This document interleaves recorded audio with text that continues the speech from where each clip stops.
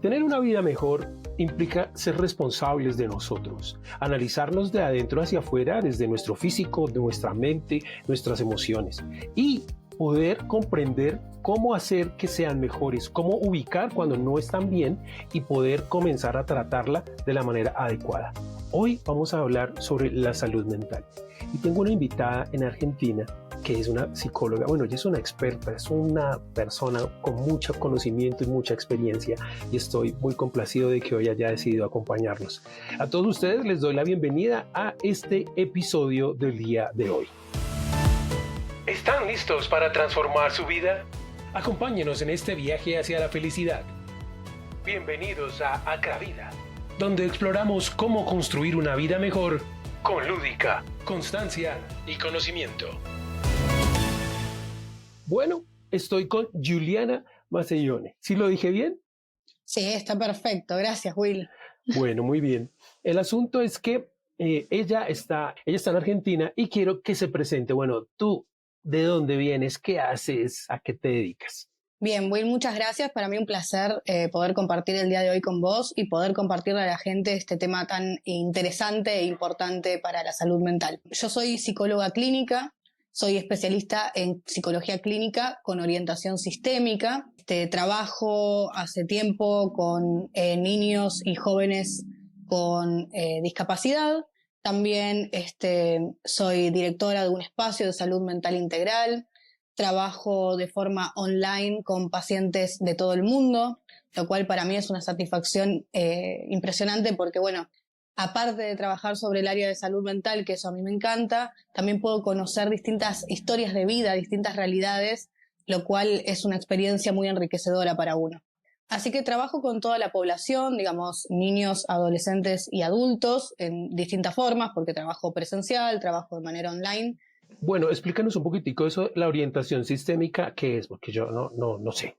Bien, la gente suele tener como modelo de atención en psicología al psicoanálisis, como que se popularizó mucho. El psicoanálisis es ¿cómo explicarlo para que se entienda? En la psicología, a diferencia de otras ciencias, conviven diferentes marcos teóricos. Por un lado está el psicoanálisis, que es el más popular, que de hecho mi formación de grado es con una orientación psicoanalítica. Y por otro lado tenemos lo que también se está popularizando en el último tiempo, que son las terapias basadas en la evidencia. Es decir, son terapias basadas en la evidencia científica que tienen investigaciones y experimentos en psicología que permiten conocer a través de protocolos de tratamiento cuál es la eficacia de ese tratamiento en cierto trastorno. Entonces, dentro de estas terapias basadas en la evidencia científica, tenemos la más popular, que es la terapia cognitivo-conductual, pero también está el modelo sistémico, que es un modelo de resolución de problemas, es también conocido como terapia breve enfocada en objetivos, y en el mundo la terapia sistémica se hizo muy popular en la terapia familiar, ¿sí? Este modelo concibe al sujeto, a la persona, de una forma un poquito diferente a lo que lo conciben otros modelos. Nosotros sostenemos que la mente es interaccional, es decir, que no hay un ser individual, sino que cualquier problema que le suceda a una persona le sucede en relación a los otros. Esa es la diferencia. Después, en lo que es la praxis o el trabajo en la clínica, cuando trabajamos con un paciente, tenemos herramientas muy similares o herramientas en común con las terapias cognitivo-conductuales. Pero si la gente se tiene que llevar algo de esto, lo más importante es que nosotros trabajamos por objetivos, ¿sí? Hacemos las entrevistas con los pacientes, planteamos un objetivo de terapia y a partir de ahí empezamos a trabajar. En el mundo de la salud mental, pues primero es algo como nuevo, aunque siempre ha estado ahí, pero es algo como nuevo, es introducirnos en lo que decimos ahora que la salud mental. Es ese estado de bienestar desde lo que pensamos y de la manera en que lo sentimos y cómo lo analizamos. Digamos que vamos a ir a los niños. ¿Cuál es como esa enfermedad o esos síntomas que uno como padre debe estar pendiente de ver que uno dice eso está afectando su salud mental? Bien, esto es importante. Para detectar, por ejemplo, trastornos del neurodesarrollo, que eso es algo muy común, Los papás tienen que informarse, que de hecho lo hacen muchos padres, leer libros sobre el embarazo, leer libros sobre el desarrollo, preguntarle al médico pediatra. Entonces hay que estar atentos a el desarrollo esperable del niño, ¿sí? Hay distintos hitos del desarrollo que deberían darse en ciertos momentos.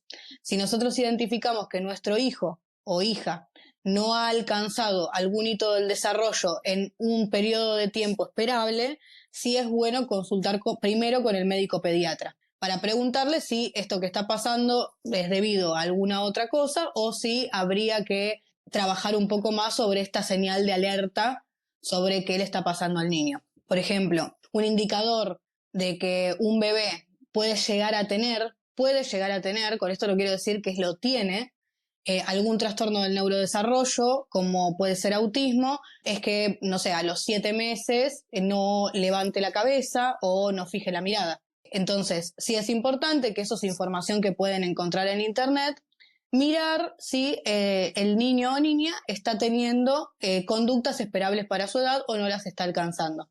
Otra cuestión que también me parece importante en un periodo un poquito más adelantado de tiempo, a los 3, 4 años, es el desarrollo del lenguaje, cosa que hoy estamos viendo que hay mucho problema en los niños debido a la pandemia, ¿sí? La falta de socialización en los niños está trayendo muchas dificultades en el desarrollo del lenguaje. Entonces, en eso también pueden encontrar en internet fácilmente o pueden conversarlo con un médico pediatra de confianza, que siempre lo tienen que tener, si es, o sea, en este momento de la vida está hablando lo suficiente o lo necesario para su edad, ¿sí? Entonces, yo el primer indicador con el que trabajaría es mirar si el desarrollo es el esperable para la edad.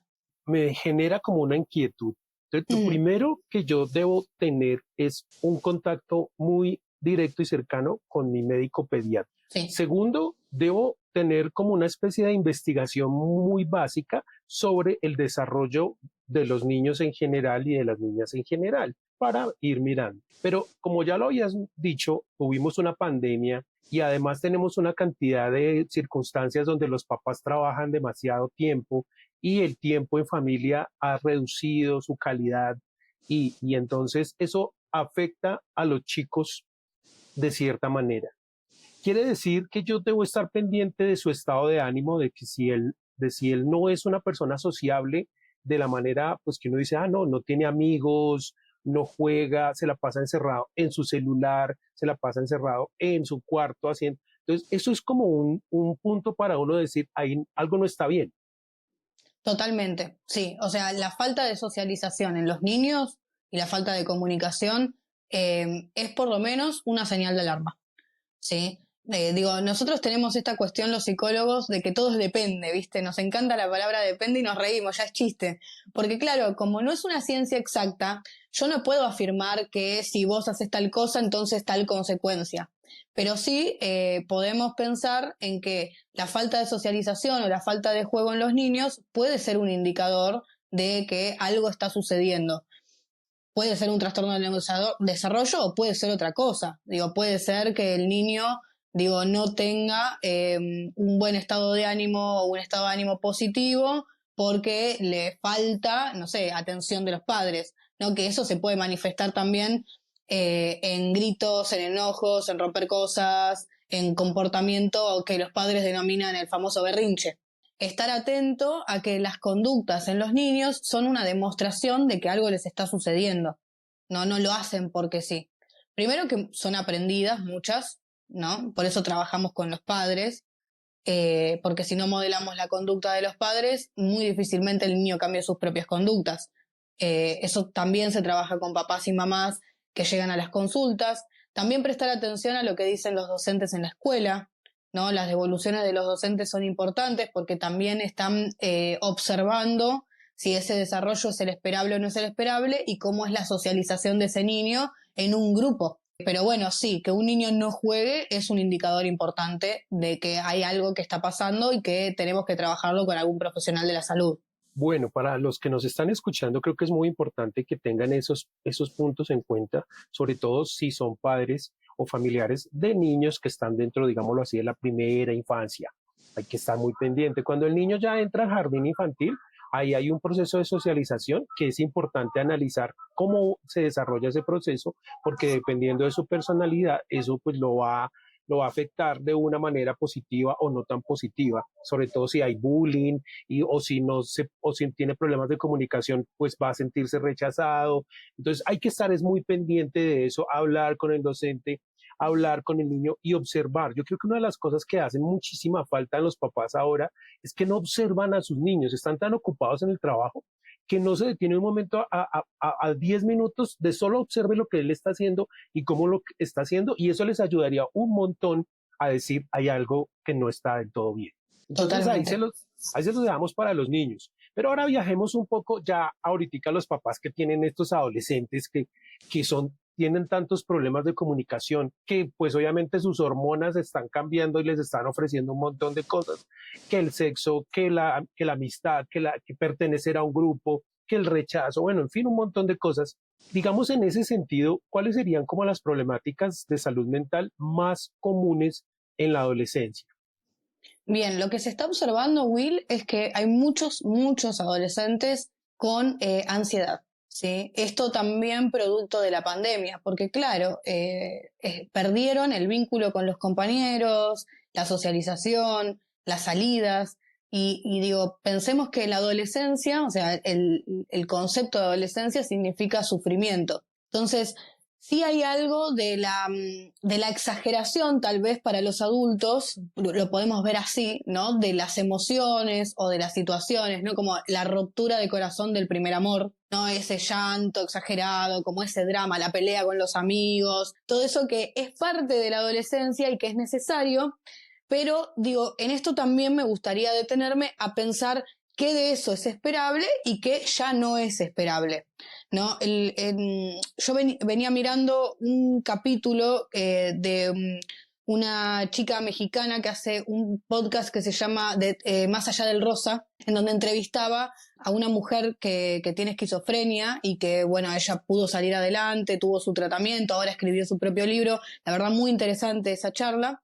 Y ella contaba que el hermano también tuvo esquizofrenia desde mucho más joven que ella y que los padres de ella ignoraron eso porque decían que era una etapa, que era parte de la adolescencia, ¿no? Entonces, hay un límite entre que algo sea esperable para la adolescencia, como por ejemplo este proceso en la infancia, de la infancia a la adolescencia cuando no se quieren bañar, a cuando empiezan a salir y quieren bañarse todos los días, 2 veces por día, porque claro, empiezan a socializar, tal vez a tener un novio o una novia, entonces se empiezan a bañar, ¿no? Pero si yo veo que un adolescente de 15, 16 años no se baña, no sale, o sea, no cuida su pulcridad o limpieza personal, ya eso también puede ser un indicador de que algo está pasando, ¿no? No podemos dejar todo a, bueno, es la adolescencia, ¿sí? Si nosotros notamos que algo pasa ese pequeño límite entre, bueno, es un momento de la etapa en la que está atravesando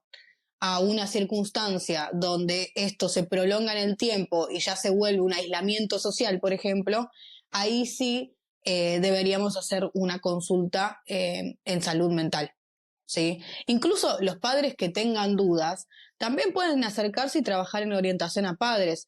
Y un profesional de la salud, a través de lo que ellos desarrollen contando qué pasa con sus hijos en su vida, les puede dar indicaciones sobre, bueno, esto es esperable, esto no, se puede hacer esto, se puede hacer aquello. También es cierto que la adolescencia implica este sufrimiento implica la salida a lo que nosotros llamamos exogamia, ¿no? Endogamia es el núcleo familiar y la exogamia es salir de ese núcleo familiar.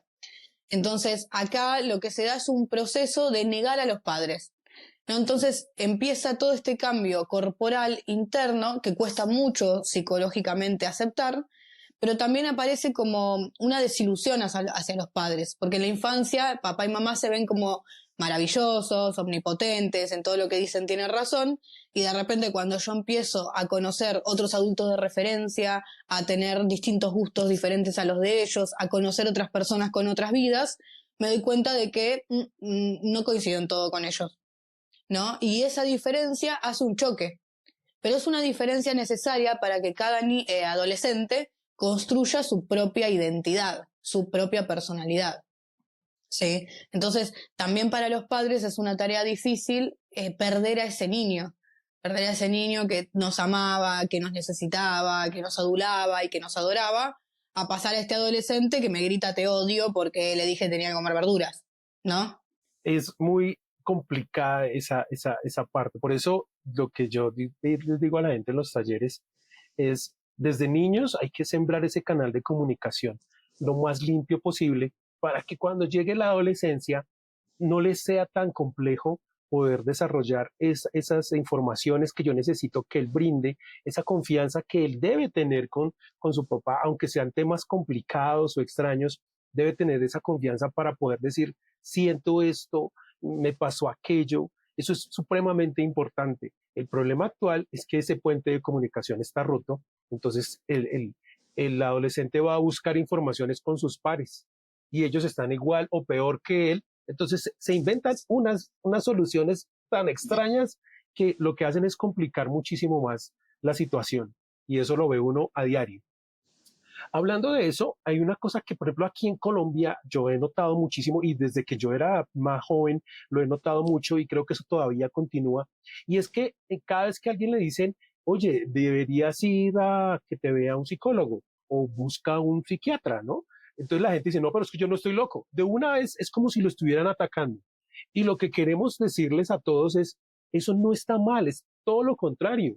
Es necesario buscar la ayuda de alguien que sepa en ese sentido a través de cómo funciona nuestro cerebro y de cómo funcionan nuestras emociones para poder comprendernos muchísimo mejor. Pero no significa que estemos enfermos, o sea, que es algo malo, que la sociedad nos va a rechazar porque yo dije, no, es que estuve en el psicólogo. Uy, no, ya está mal. No, no, no dejen que eso influya.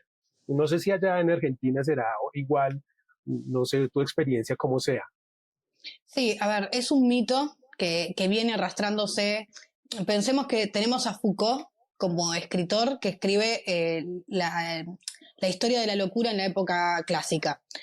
Foucault fue filósofo, psicólogo, escritor, historiador, y se ve cómo en el desarrollo de su obra él describe cómo se marginó tanto a los presos como a los locos, ¿no? Y durante mucho tiempo las torturas a los locos, ¿no? Todo esto lo estoy diciendo entre comillas, ¿no? Eh, También tomando en cuenta que loco, que ahora digo, se usa mucho el término, se refiere a las personas que tienen síntomas psicóticos, que hay pérdida de la realidad. Pero bueno, vivimos en un mundo que hasta hace un siglo atrás, hasta hace 100 años atrás, avalaba médicamente la tortura de las personas, ¿no? Que en estas condiciones. Entonces es un mito que se viene arrastrando desde ese momento, en donde se primaba la salud física eh, por el control también de la población y no tanto la salud mental. Y porque además el desarrollo del avance científico en ese momento no permitía pensar que hubiera alguna solución posible para que esas personas pudieran reinsertarse en la sociedad, ¿no? Entonces, sí, ese mito está presente también. Yo lo veo mucho más en personas de entre 40 y pico, 50 años en adelante que, digo, vivieron más no sé, en el siglo XX con estos mitos conviviendo que las personas más jóvenes. Pero sí, es un mito que existe y que tenemos que entender que si vos me venís a contar que tenés fiebre, la nariz congestionada, que tenés tos, y yo te digo, tendrías que ir al médico para ver si no te da algo para tomar, no te lo tomás como una ofensa. Porque si vos me contás que estás deprimido, que no podés salir de tu casa, que estuviste llorando todo el día, que no tenés ganas de hacer nada, o que las cosas que te gustaban ya no te gustan, y yo te digo tenés que ir al psicólogo, eso sí es una ofensa, ¿no? Para replanteárselo. ¿Por Ajá. qué sería ofensivo? Yo igual como psicóloga mando a toda persona que yo veo que necesita, los mando. Pero sí, es cierto, hasta ahora no me ha pasado porque trato de transmitirlo a través de la comunicación asertiva. Pero sí, es posible que la gente se lo tome como un insulto, como un agravio. Para mí es todo lo contrario, es como algo positivo. Digo, sí podés trabajarlo. Y de hecho, no necesariamente los psicólogos trabajamos con trastornos mentales. No necesariamente. Dentro de lo que nosotros como profesionales de la salud dividimos a los tratamientos, son 3. Crisis vital, desarrollo personal y trastornos mentales. Las crisis vitales son momentos de cambio o de movimiento esperables para todas las personas. Por ejemplo, la salida de la adolescencia y la entrada a la adultez joven, que implica elegir una carrera, empezar un trabajo, o sea, todo un movimiento que cuesta mucho. El cambio, digamos, en el estado civil, el casarse, el divorciarse, el tener el primer hijo, todo eso son momentos de crisis vital. La jubilación, para muchas personas jubilarse les afecta muchísimo. Entonces, las crisis vitales se pueden trabajar, no son un trastorno mental, pueden llegar a ser un detonador de un trastorno mental. Por eso hay que estar atento cuando una persona viene en un momento de crisis vital.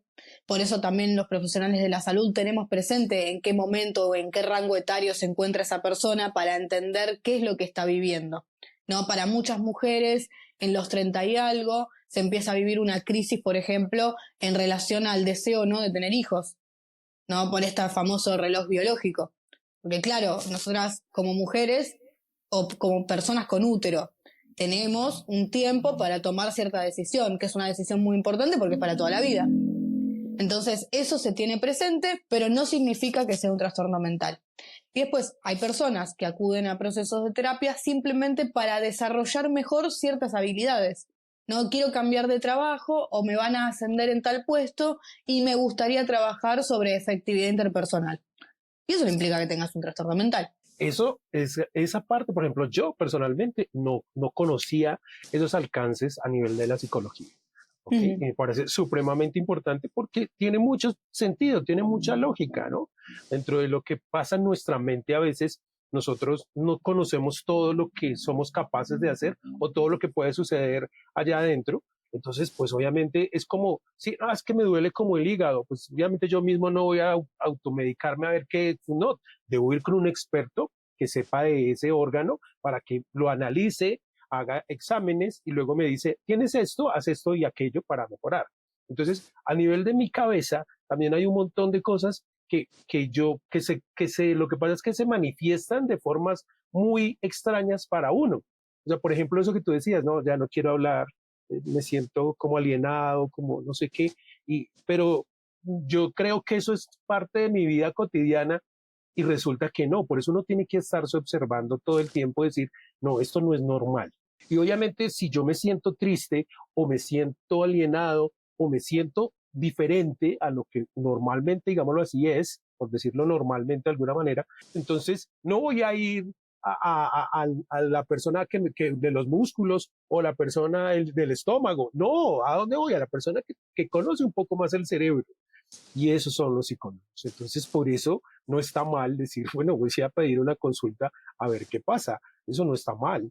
Y es más, es parte esencial del proceso cotidiano de nosotros. Así como dicen, vaya al odontólogo una vez al año a ver cómo están sus dientes.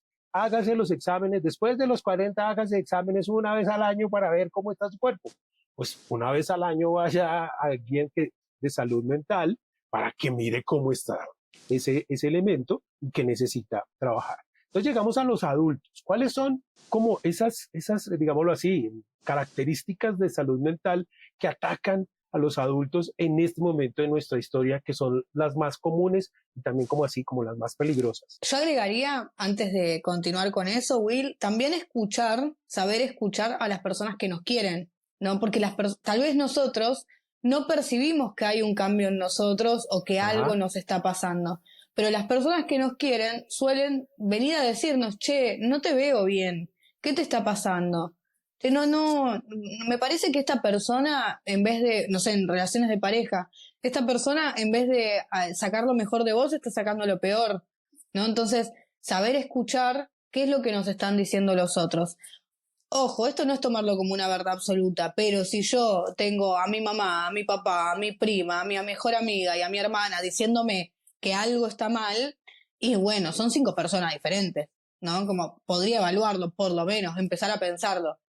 Y a la vez, del otro lado, decirle a la gente que trate de comunicarle a sus seres queridos cuando ve que algo no viene bien, que no se lo guarden, ¿no? Porque eso puede hacer el cambio entre que esa persona sea ayudada o no lo sea. Y en referencia a lo que vos me preguntabas, Will, respecto a cuáles son los trastornos más comunes, hace un tiempo había leído un paper que, por ejemplo, voy a tirar un número que va por ahí, no es el número exacto porque ahora no me lo acuerdo, tendría que buscar la investigación. Ajá, Pero sí, decía más o menos que el 70% de la población del mundo hoy tiene depresión.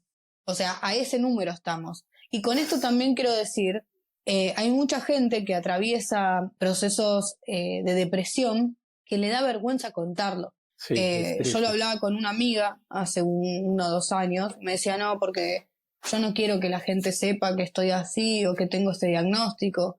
Y yo le dije esto, ¿no? El 70% de la población, o sea, hay más gente con depresión que gente sin depresión, ¿no? Sí. O sea, probablemente el que se lo cuentes también lo tenga, o sea, también esté atravesando eso. Porque una de las cosas que sucede en las consultas es que la gente se acerca muy angustiada porque siente que es la única que está atravesando eso. Ajá. Y después nos encontramos con que no, con que hay un montón de otra gente viviendo lo mismo que nosotros. Y eso, ayuda a que uno no se sienta tan solo en el mundo, a que no lo puede compartir porque le da vergüenza. Por favor. Otra cuestión es la ansiedad, porque encima la ansiedad aparece manifestada en un montón de otros trastornos. Y después tenemos un término que se llama comorbilidad. La comorbilidad es la conjunción de uno o más, de 2 o más trastornos. La depresión y la ansiedad suelen darse en comorbilidad, es decir, en conjunto. ¿Por qué? Porque los pensamientos que traen aparejados este tipo de trastornos son muy parecidos. Son pensamientos intrusivos, negativos. Tal vez lo que las diferencia es que el ansioso está muy preocupado por el futuro y el depresivo muy enganchado al pasado, ¿no? Podríamos decirlo de esa manera para describirlo de forma sencilla acá. Pero claro, toda esta negatividad, todo este pensamiento catastrófico negativo, empieza a invadirnos en nuestro día a día y eso nos quita energía vital para hacer lo que sea. Y se va haciendo cada vez más grande. Y pensando en mitos, también está este mito de que, se va a pasar, ¿no? Como, bueno, si yo en un tiempo se me va, ¿no? Eso también es una distorsión cognitiva, un pensamiento intrusivo, que es la creencia de que las cosas se van a arreglar mágicamente. Y pues no se van a arreglar mágicamente y lo más probable es que empeore. ¿Se va a curar con ejercicio? No. ¿El ejercicio te puede ayudar? Sí. De hecho, nosotros recomendamos a la gente que haga ejercicio. El deporte libera oxitocina, que está implicada en el circuito de felicidad, pero no es lo único, ¿no? Nosotros tenemos que trabajar sobre los pensamientos, hacer psicoeducación, entender por qué yo estoy con estos pensamientos sesgados, cómo buscar pensamientos alternativos a eso. Cuando una persona está en lo que nosotros llamaríamos un pozo depresivo, es decir, no sale de la cama, no se baña, come mucho o no come nada, perdió el interés por cualquier cosa que le generara placer en algún otro momento. Cuando nosotros vemos una persona así, es cierto que son personas que se quejan mucho, que son muy negativas, que se enojan, porque el depresivo también tiene mucho enojo, y para los seres queridos es muy difícil afrontarlo, ¿no? Porque también convivir con personas que tienen algún trastorno es muy difícil. No es sencillo, ¿no? Nosotros tratamos de ponernos en el lugar de todos, de esos padres que no tienen tiempo porque están trabajando todo el día porque si no, no alcanza para comer, de esos padres de adolescentes que les parte el corazón que su hijo los insulte, de esos adolescentes que se sienten incomprendidos y que no saben qué les está pasando en su cuerpo, y nos ponemos en el lugar tanto de la persona que está atravesando un trastorno mental severo como de esa familia o de esa pareja que tienen que acompañar. Ahora, ¿qué sugerencia le daríamos a los acompañantes de personas con trastornos? Traten con amabilidad de sacar adelante a esa persona.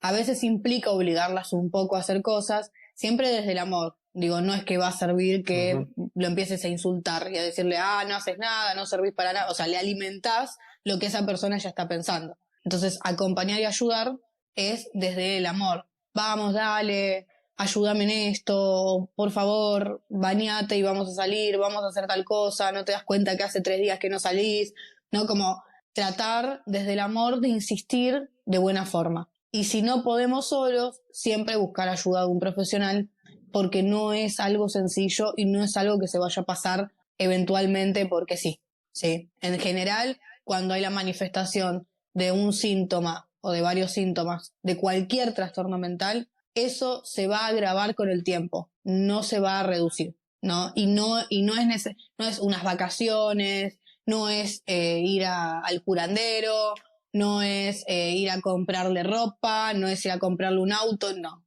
O sea, la gente no va a solucionar un trastorno mental con una cosa o con algo pasajero, porque esto parece la terapia de Freud en el siglo XIX, la cura de aguas, ¿no? A las histéricas, hasta que Freud empieza a tratarlas, las mandaban a las curas de agua, o sea, a bañarse, las mandaban a un lugar a bañarse, y ahí que se te pase la histeria. Yo vi una película que se llamaba así, Histeria, ¿no? Y era Uh-huh. ese proceso de que estas damas comenzaban con cierta clase de síntomas incomprensibles y entonces a un doctor se le ocurrió, era, ¿cómo se llama? Este masaje en las zonas íntimas para calmarle esas terapias. Se volvió famosísimo el señor hasta que se inventó estos aparatos para generar orgasmos automáticamente, eso. Pero imagínate la mentalidad que tenía la gente de algo que le pasaba, que no comprendía, y cómo el proceso puede llegar a generar cierta clase de cosas que no son del todo correctas. Pues eso fue hace muchos años, eso muchos siglos ya, eso tiene más de Mira, 200 años. hay algo muy curioso, que es que o sea, histeria viene de útero, ¿no? Y esto viene, o sea, se arrastra desde los antiguos papiros egipcios. O sea, los egipcios consideraban que cuando las mujeres tenían algún problema se les había movido el útero. Y la cura egipcia, que lo dicen en los antiguos papiros, es que les prendían una vela que largaba humo, tipo un carbón, y depende de los síntomas, si se había subido el útero o se le había bajado. Entonces le ponían humo en la cabeza o le ponían humo en los pies. Y con eso le acomodaban los problemas. Después, en Europa, retoman este concepto de histeria desde la psiquiatría para englobar cualquier sintomatología que tuviera una mujer, siempre relacionada al útero, ¿no? Pero tenaz que sea, las histéricas son las mujeres, ¿no? O sea, pues basado en lo del útero, ¿no? Pero es bastante sexista esa vaina de machista y también eso. Totalmente. Bueno, sí, a ver, que digo, no podemos negar que vivimos en un mundo históricamente patriarcal. Después, Freud, al final de su obra, lo reestructura un poco y él habla de que las personas, o sea, porque el psicoanálisis viene del estructuralismo. Lo que sostiene el psicoanálisis es que hay 3 tipos de estructuras mentales que se forman digamos, en el proceso de desarrollo del niño y que después ahí te quedás, ¿no? En esas 3 estructuras, que pueden ser neurosis, psicosis o perversión. Dentro de las neurosis está la histeria y ahí se formula que también hay varones que pueden ser histéricos, ¿no? Pero bueno, todo esto en relación siempre, históricamente, a que las mujeres eran histéricas. De hecho, una frase famosa de Freud cuando empieza a trabajar con Charcot, que era el médico que atendía a las mujeres y después se las deriva a él, eran mis histéricas me mienten, ¿no? Bueno, porque las mujeres eran mentirosas. Ay, Dios mío. En fin, Sí. eso es para otro episodio. Otro día Le hablamos clavamos de un eso. poco de historia acá, en el medio. No, eso me parece fabuloso porque yo creo que a veces uno siempre piensa como que eso se lo inventaron hace poco, ¿no? Como que eso lo sacaron hace poquito y no, esa cosa de nuestro cerebro siempre ha estado ahí, pero siempre ha sido un misterio porque es difícil entrar allá y averiguar cómo funciona nuestro cerebro. Incluso me parecía simpático que alguien decía, conocemos muy poco de cómo realmente funciona. O sea, hay un montón de cosas que nosotros no sabemos de cómo es que funcionan esas cosas. Y a uno todavía, por ejemplo, a mí me parece simpático cómo el cerebro es capaz de producir las imágenes de los sueños. Digo yo, pero ¿cómo fabrica una realidad alterna y me convence de que eso, yo creo que estoy en una realidad? Y me despierto y mentiras, no funciona. Luego viene la psicología, la física cuántica y me dice que lo que estoy viendo puede ser afectado por una cosa y por la otra, entonces se complica muchísimo más. Luego vienen las conexiones neuronales que yo puedo ir fabricando con el tiempo y luego por eso sigo, los deprimidos siguen pensando y siguen pensando y siguen pensando, es porque se ha hecho una conexión muy fuerte. Entonces, el cerebro es maravilloso. Sí, es una cosa, es impresionantemente intrincado y profundo, y aún no sabemos todo lo que es capaz de hacer. No, de hecho, hace un tiempo leí una nota, tengo que buscar el paper, lo tengo pendiente hace rato, pero descubrieron un nuevo tipo de neuronas y hasta donde yo leí en la nota, prometían poder llegar a curar las demencias. Así que, digo, seguimos descubriendo cosas, se sigue investigando y eso es totalmente impactante. Ni te cuento de por ejemplo, lesiones cerebrales que producen afasia, apraxia, ¿no? Agnosia. En la agnosia, las personas ven la mitad de las cosas. O sea, los dos ojos funcionan, pero la gente ve la mitad de las cosas. Santo cielo. Uh-huh. En la evaluación de una agnosia, por ejemplo, se le pide a la persona que dibuje un reloj. Y si vos ves el resultado, esa persona dibuja la mitad de un reloj. O lo dibuja todo junto, deformado. Y ella cree que esa es la realidad. Exacto. Que así son las cosas. O sea, ¿sí? Y de hecho, yo, para hablar con algunos pacientes, les explico algo que es... digo, porque muchas personas vienen sosteniendo esto de que tienen una verdad. Y esa verdad es la verdad y punto. Y se acabó, ¿no? Y los otros están mal. Yo lo que les digo es esto. Si vos sabés cómo funciona el sistema visual, te vas a dar cuenta de que ni siquiera ves la realidad. Ajá. El sistema visual funciona de la siguiente manera. La información entra a las células de nuestro ojo, que se llaman conos y bastones, y captan la luz y lo transforman, eso va a la corteza cerebral, de ahí al lóbulo occipital, y después vuelven a la corteza cerebral y se transforman en lo que estamos viendo. Pero hay una curiosidad. En el centro del ojo existe lo que se llama la fóvea, que es un hueco en donde no entra luz, no hay células. Entonces, el centro de lo que vos estás viendo, tu cerebro lo reconstruyó. Es una mentira. Lo fabricó tu cerebro. Lo fabricó. ¿Sí? Además que una cosa que es muy simpática es que para el cerebro, si yo lo veo con los ojos o si yo lo imagino, cierro los ojos y lo imagino, para él es exactamente lo mismo. Para él no hay diferencia entre lo que veo, la realidad, y lo que imagino, lo que pienso. Es igual. Es exactamente igual. Y ahí hay una cantidad de procesos de terapias que se basan en eso para ayudar a que uno cambie su manera de ver al mundo y de sentirse uno mismo. Entonces, eso de no, es que lo que yo creo es absolutamente irrefutable, no, lo mismo lo que escucho tampoco es igual. Desde elementos físicos hasta elementos químicos de nuestro cerebro hacen que lo que yo escuche no sea exactamente la realidad. Entonces, claro, ahí hay un montón de cosas. Ya para ir al final, hablamos de la depresión y de la ansiedad como una de las cosas más notorias, pero hay algunas otras cosas que estén ahí que también son como muy generales, pero que tengan menos fama y que tenemos que tener cuidado con ellas. La verdad, o sea, sí hay personas con algunos otros trastornos, no sé, pueden ser desde trastornos de estrés postraumático o los grupos de trastornos de estrés postraumático, trastornos de adaptación, trastornos de conversión sintomática, hay personas con psicosis, ¿no? Que en vez de ser tratadas son burladas o maltratadas, personas descompensadas que ahora, circulan un montón de videos burlándose de gente que está descompensada por la calle y tiene delirios, y en vez de llamar a una ambulancia y ayudar a esa persona, las graban o las insultan, ¿no? Se ríen de esa persona cuando lo que está necesitando es ayuda. O sea, si vos ves a alguien que se desmayó en la calle, no la filmás y te reís, ¿no? Entonces, ¿por qué reírte de alguien que claramente está delirando y está diciendo cualquier cosa si sabemos que eso no es esperable, que a esa persona algo le está pasando, ¿no? Y lo peligroso que es en general para esa persona, ¿no?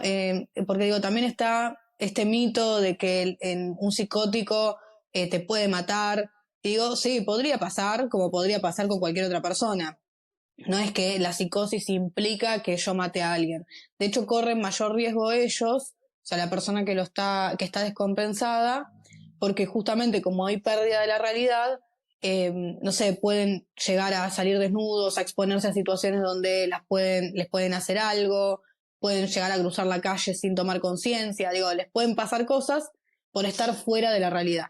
Mi sugerencia sería, si tenemos algún familiar o vemos una persona así por la calle, llamar a una ambulancia.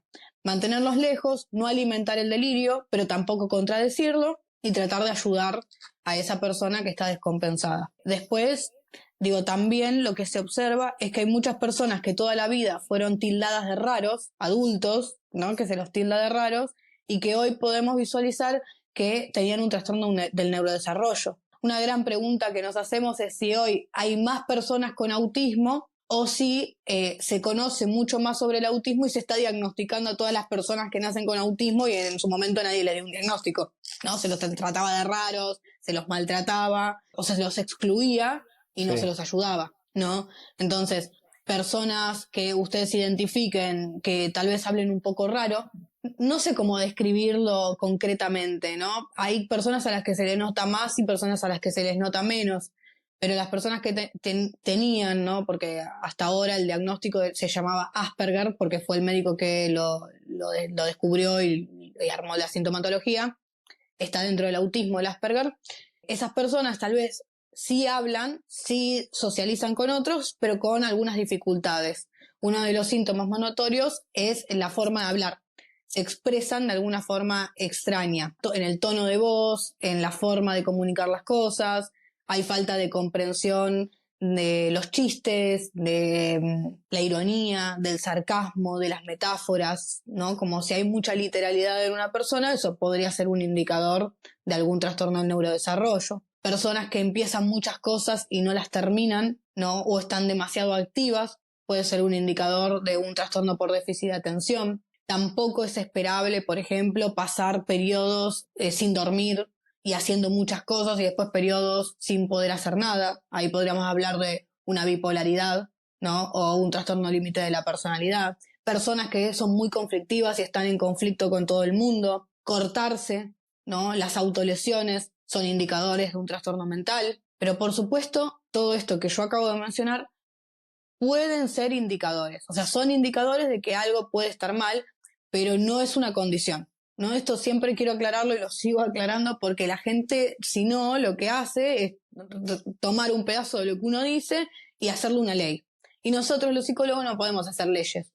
Tenemos que hacer una evaluación completa, pero sí estén atentos a estas sintomatologías porque podrían ser indicador y habría que consultar en salud mental.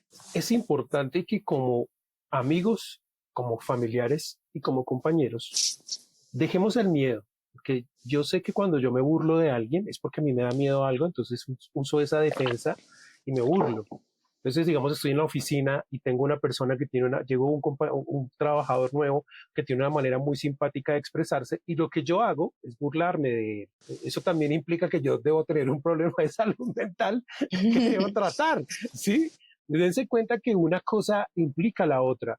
Si yo me estoy burlando demasiado de los otros, es porque hay algo ahí que no está del todo bien, que no es correcto. Y eso genera un mal ambiente. En vez de ser personas comprensivas, analíticas, nos volvemos en personas que juzgan al otro porque no se parecen a lo que yo considero que debería ser la realidad. Y volvemos a lo mismo.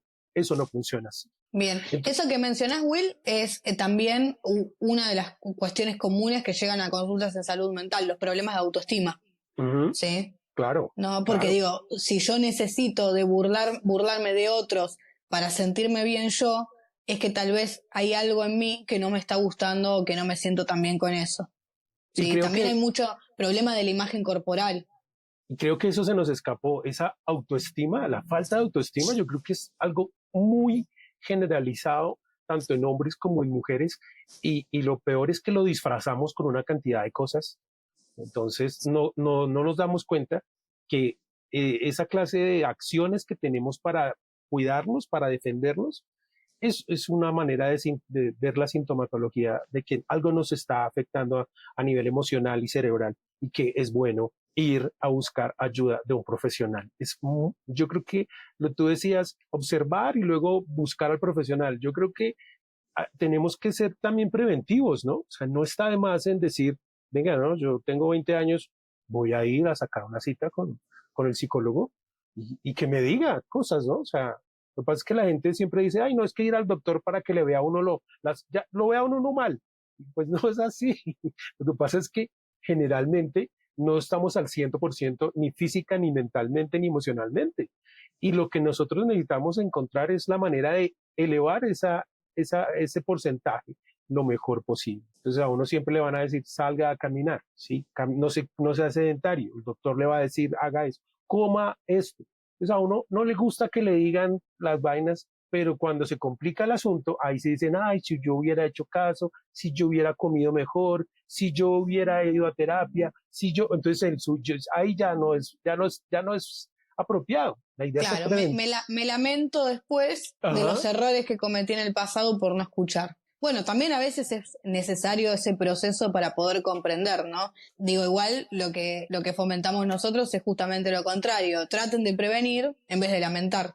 No claro, siempre se puede, porque también, digo, nosotros entendemos.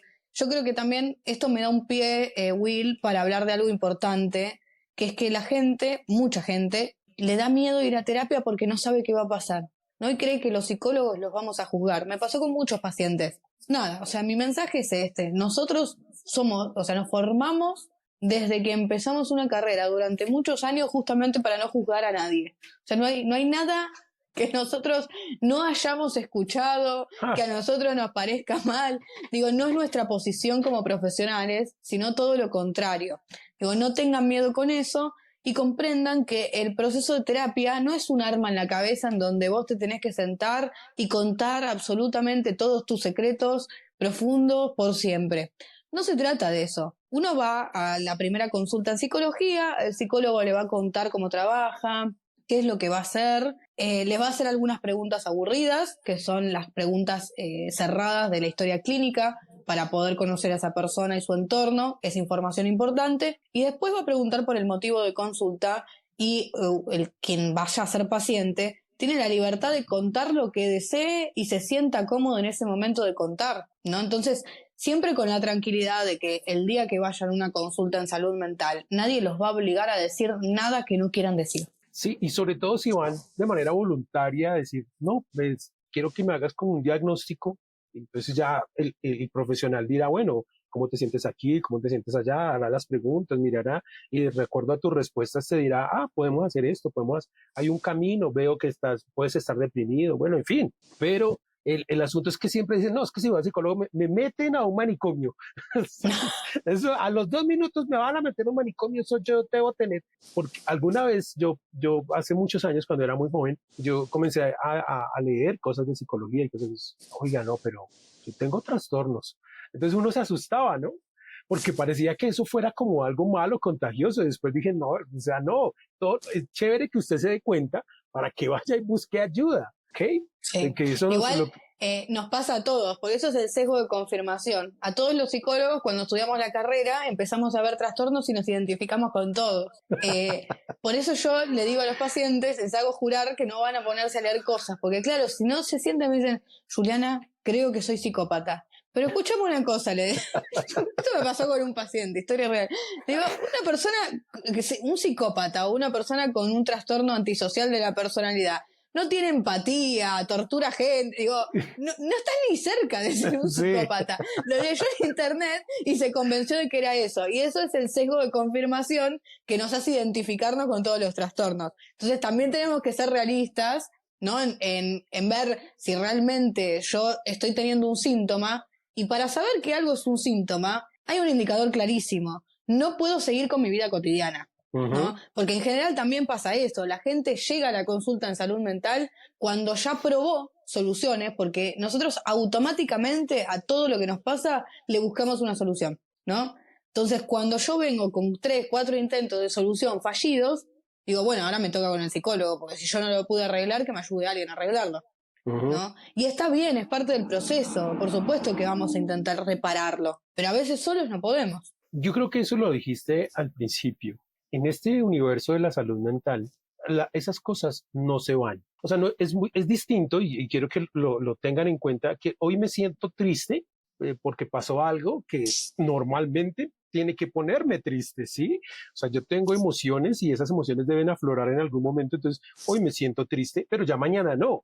El problema está cuando llevo triste 2 semanas y no hay manera de salir de ahí. Ahí es donde tienes que darte cuenta de que eso no es tu cotidiano y que lo que dice Juliana empieza a afectar tu día.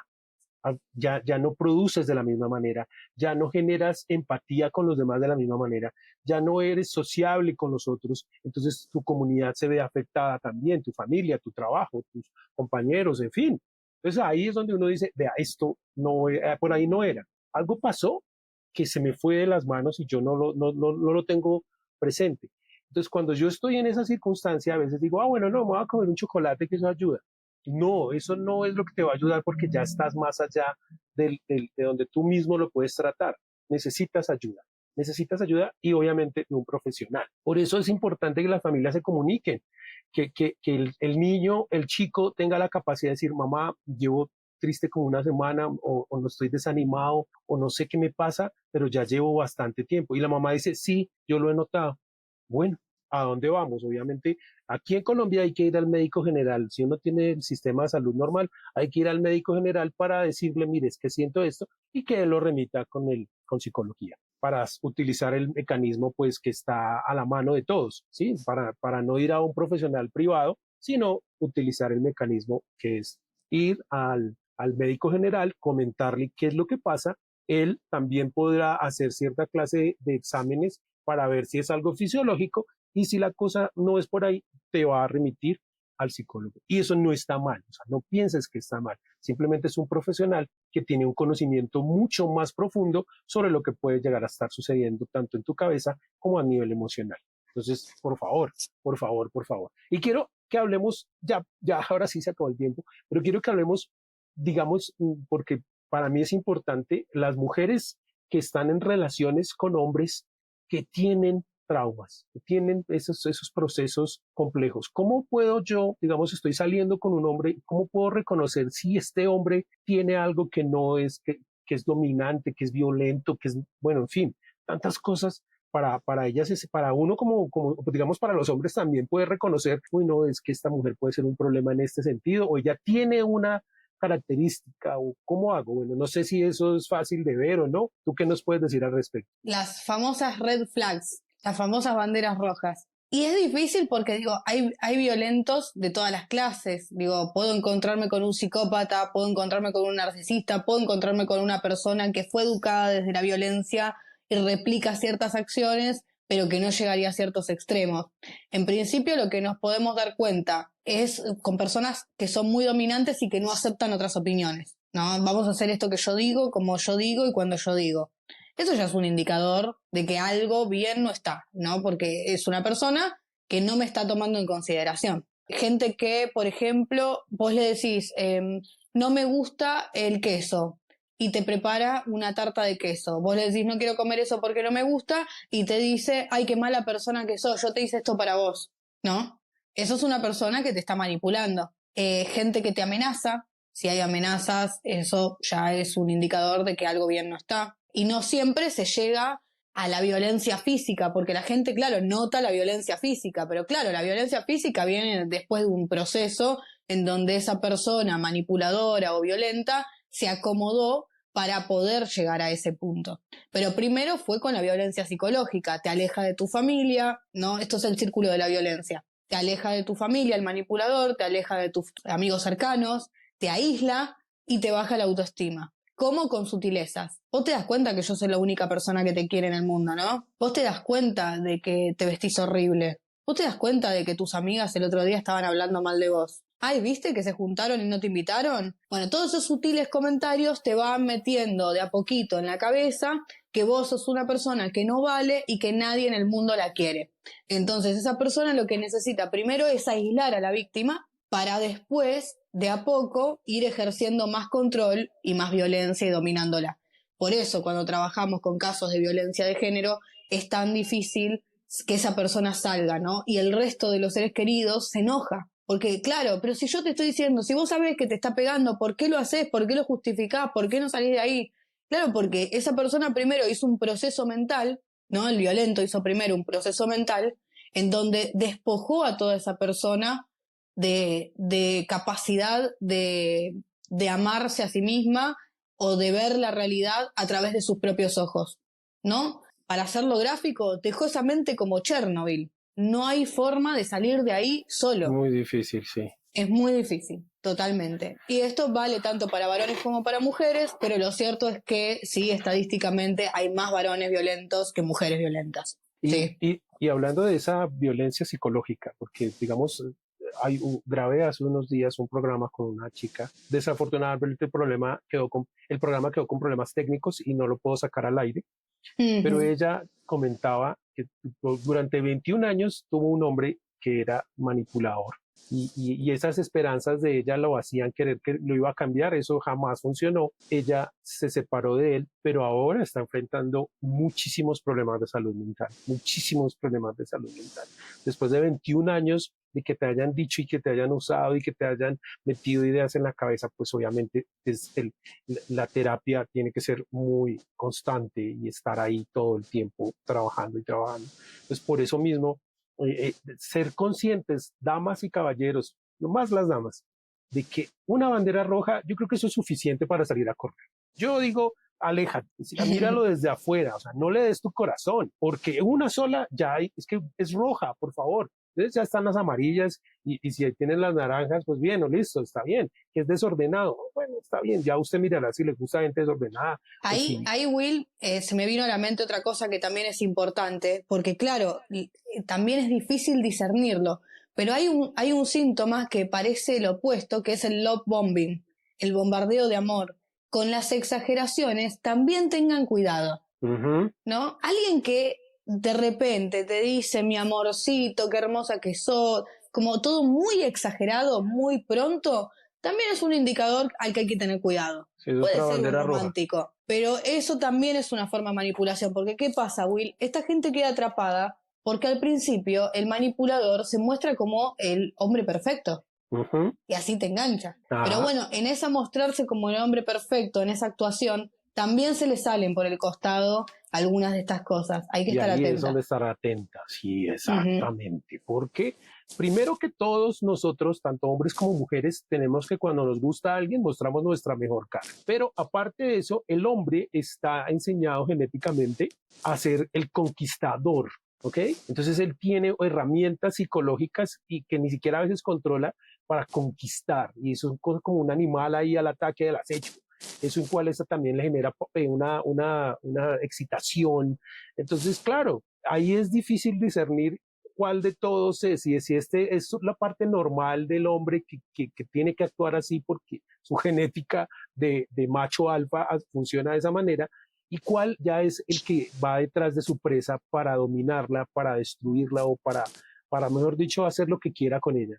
Entonces, por eso es, cuando vean una bandera roja, préstense atención, damas. Yo he hablado con muchas mujeres y les he preguntado, ¿pero usted no se había dado cuenta? Digo, sí, yo me di cuenta, pero lo pasé por alto. Y eso es un problema que no vale la pena, no es un riesgo que no vale la pena correrlo. No, es que otro indicador que también le puede ayudar a la gente es presenten a sus nuevas parejas a sus amigos y pregúntenle a sus amigos cómo les caen. Eso es un gran indicador. Los amigos, digo, siempre tienen cierta cuota de verdad y objetividad que tenemos que saber escuchar. Si tenemos una pareja que no les cae bien a nuestros amigos, evaluémoslo. Sí, sobre todo cuando usted tiene buenos amigos. Obviamente no los de las parrandas, los que solo están con usted en las cosas buenas, esos no son sus amigos, esos son compañeros de fiesta. Pero cuando usted tiene amigos que le han dicho la verdad cruda en la cara, que han estado con usted en circunstancias complicadas, que han salido adelante de usted en procesos complejos, esos amigos son los que van a decir, mira, no, este hombre no me convence, esta niña no me parece como para ti. Entonces, no es que tomes, digas, como ella me dijo, entonces lo voy a terminar. No, tenlo en cuenta. Llévalo a donde tu mamá, donde tu papá, donde el primo y analiza lo que tú dijiste hace un rato. Si 5 personas diferentes me estás diciendo tú no estás bien, entonces es para prestarle cuidado. Pues si 5 personas distintas me están diciendo esa persona tiene algo que no me gusta, pues es para prestarle atención. Que el enamoramiento no te ciegue, por favor. Por Totalmente. favor.